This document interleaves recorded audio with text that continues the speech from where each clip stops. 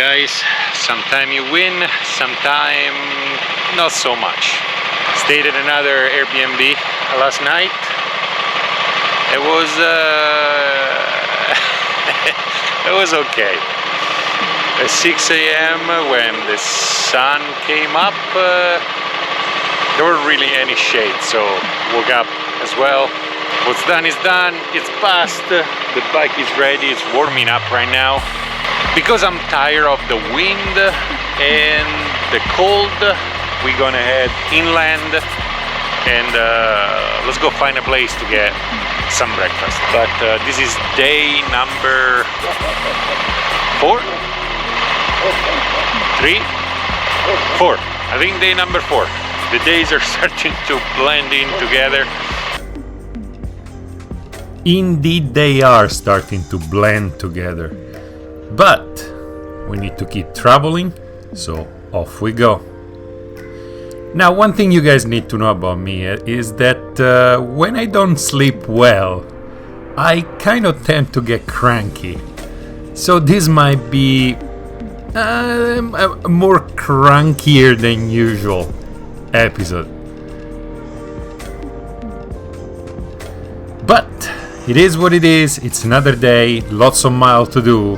So it's time to get going. Today we're gonna go from Crescent City all the way up to Portland.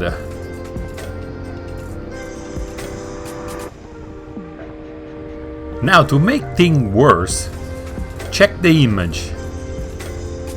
Did you see that? Let me slow it down for you. And right there. That's the first sign that the GoPro is about to give up. And that is why right now you're looking at the footage of the camera facing me rather than the camera facing forward. Because even if this is a GoPro 7, so there have been another 6 iterations before this one, they still have that problem where randomly they just stop and freeze, and the only way of undoing it is to remove the battery. Too bad, because the road was fantastic.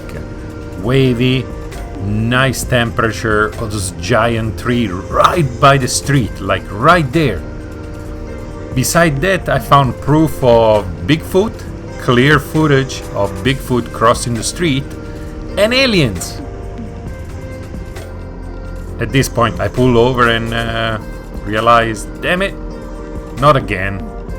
The moral of the story is, for those $300-400 cameras, I have only one message to GoPro. And it's pretty much this. There you have it. Now I'm paranoid, double checking, triple checking every time I turn on the GoPro.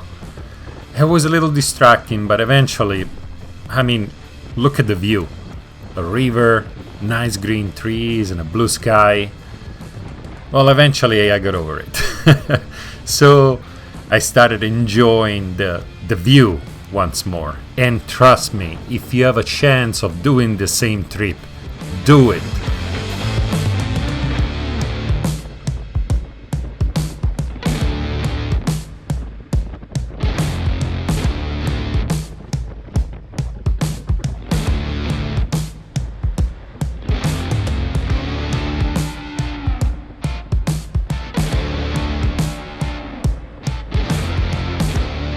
I'm having such a good time. The kind of good time that only people that love motorcycle can understand. Until I get to a certain point where I get reminded of the horrible fires that rage through this part of California. Once upon a time, this area, actually not too long ago, because you can go to Google Maps and do a street view of this very area, and it was all trees, and now it's all burned and barren. I had to check multiple times because they added a guardrail as well. But, well, gotta keep going, and I finally make it to the Oregon border.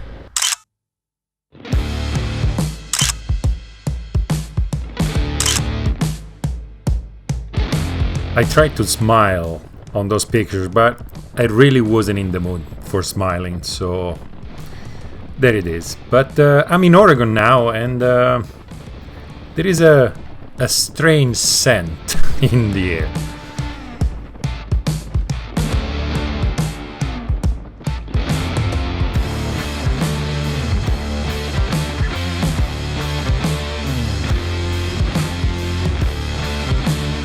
It's time to stop for some food. My stomach is rumbling, and let's use the navigation system on the Africa Twin to find a good coffee place.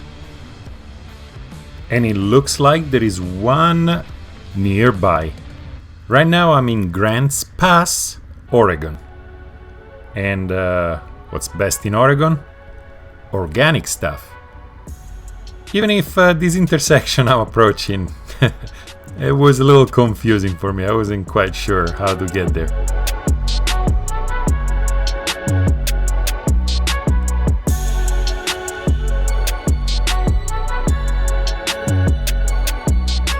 Alright, we're in Oregon.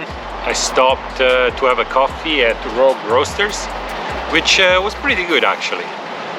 I'm gonna go up to Eugene, where there is a burger joint that I want to try. So it's about 2 hours or something like that, 120 miles or so. That's it, the trip is fantastic.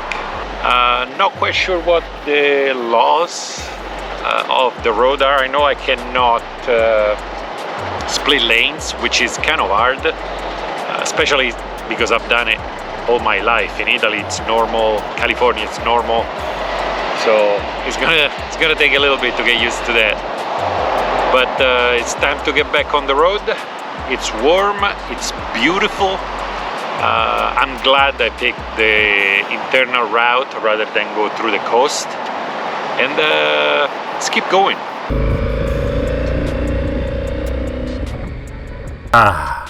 Ignorance really is bliss. Little did I know, not being able to split lane is gonna start getting on my nerves real quick. And when it comes to internal route, right now everything is nice. I mean, the roads I drove so far were great, the trees and curves. But from this point on, all the way up to Eugene, the road were a little straighter, a little more. It's the freeway. So, but there is one thing in Oregon. Well, it turns out Oregon gnats and mosquitoes and flies, where they have a great aim, because bam! As soon as I crossed into Oregon, one straight into my field of view, and then bam again, the second one right into my field of view. I can't clean the visor fast enough. But as I was saying, the road started getting a little boring, so I started moving around, trying to find a comfortable position, and here it is.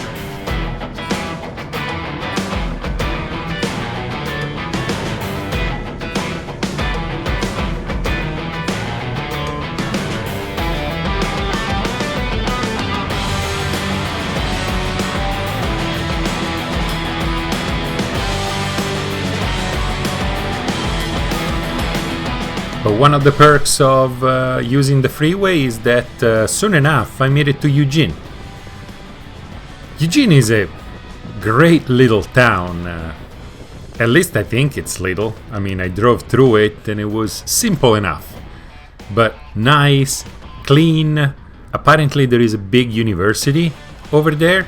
Go Timberwolf, or if I got it wrong, please cut me some slack.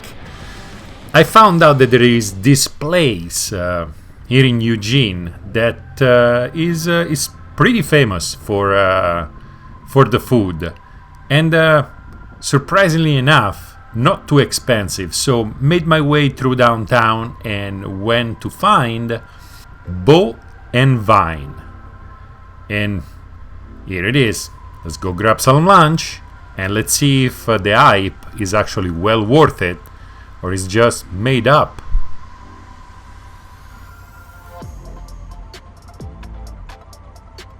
Alright, I'm in Eugene, Oregon. I just had lunch at Bovine. Sure, was freaking delicious. Here, check this out, this picture. But I'm gonna park the bike, take a minute. They have a beautiful park over here and I wanna check it out. And moving my leg will do me a world of good. Turns out Eugene, Oregon, it's a really nice place. There is a river right there.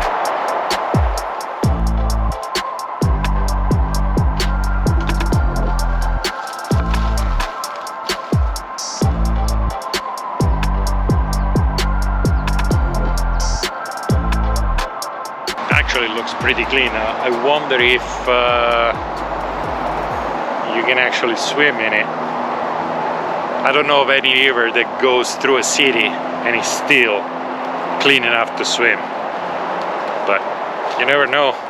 This is Oregon after all.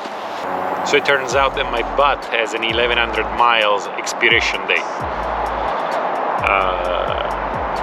I mean, don't get me wrong, the seat for the Africa Twin, it's not bad at all, but I guess after 1100 miles, every time I get back on the saddle, my butt complains and wants me to get off of it, especially because I've been doing 2 to 3 hours rides back to back. So, but a few more miles to go, then we'll stop in Portland, and tomorrow will be an easy day.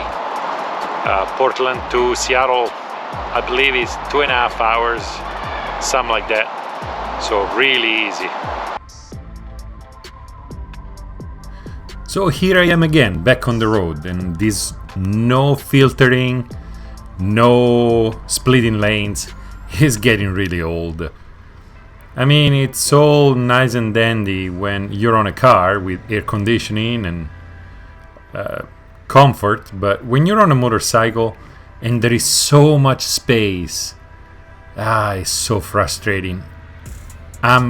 My frustration, it's really getting up there.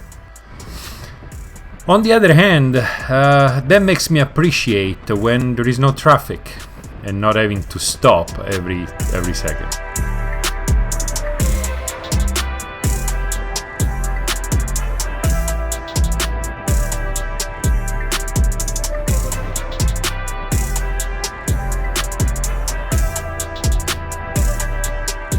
That didn't last, and here I am, stuck in traffic again. This is so frustrating. There is so much room. So at this point, well, my rear end is hurting again, even if it's only been an hour. And I want to make sure that the filtering and no splitting lane laws are what they are. So I decided to stop again and make sure, you know, I don't want to be wasting time. And what I found out really set me over the edge, so I feel like I need to apologize to you guys, because my contempt for politicians is gonna come out in the next few minutes. But aside from that, another reason I wanted to stop here in Salem is because they have a giant hearth that I wanted to check out, and there it is. So I'm in Salem, and real reason I stopped is because an hour went by and my butt demanded it. I did some research about the laws here in Oregon, and apparently there was a law that was proposed to allow motorcyclists to split lanes here in Oregon, and the governor decided to kill it. Obviously the governor doesn't ride a motorcycle. She was concerned for the public. Here is another one of those politicians that do not actually have to do stuff and turn down laws for who knows what. Oh, I thought that maybe it's not safe. Unless you ride a motorcycle, you shouldn't be killing laws about motorcycling, especially when overwhelmingly it's been proven that splitting lane is not unsafe. I don't know, maybe she's making money somehow out of this, because that's the only way politicians get shit moving, if they're making money out of it. So let's give the governor $1 for every time we split lanes. Maybe she'll pass a law. 2 hours later. But the next stretch is gonna be a little less than an hour. We're really close to Portland right now. We're almost there. Damn, I was pissed off. It's, as I said, very frustrating. And I feel like I've been way less safe by not splitting lane and trying to go left and right through traffic. But I guess it is what it is, and before I know, I made it to my next Airbnb. Oh, this one is a gem. If you go through Portland, check them out. This one really is something. Hey guys, I made it to my last Airbnb here in Portland. Took me 1 hour to go from Portland South to Portland North because there is no splitting lane. The governor of Oregon, it's an evil person. She single-handedly struck down a bipartisan bill to make motorcyclists being able to split lanes. So she's evil. But sweet relief, the Airbnb I'm on today, well, compared to the one I was yesterday, this is the Four Seasons. And it's cheaper. It's cheaper than the place I was yesterday. I have my own private bathroom. The bedroom is great. Super clean, super nice. So if you're lucky enough, Airbnb seems to be, this is my first time, seems to be a cheap alternative to a hotel if you don't want to camp. This is my vacation. I'm not gonna camp and sleep outside. I just don't enjoy it. So, but time to go grab a bite. So back on the bike again. I'll see you tomorrow morning for the last ride or last day of riding from Portland to Seattle. And then I'm gonna go around Seattle for 3 or 4 days. We'll see. Anyway, I'm hungry.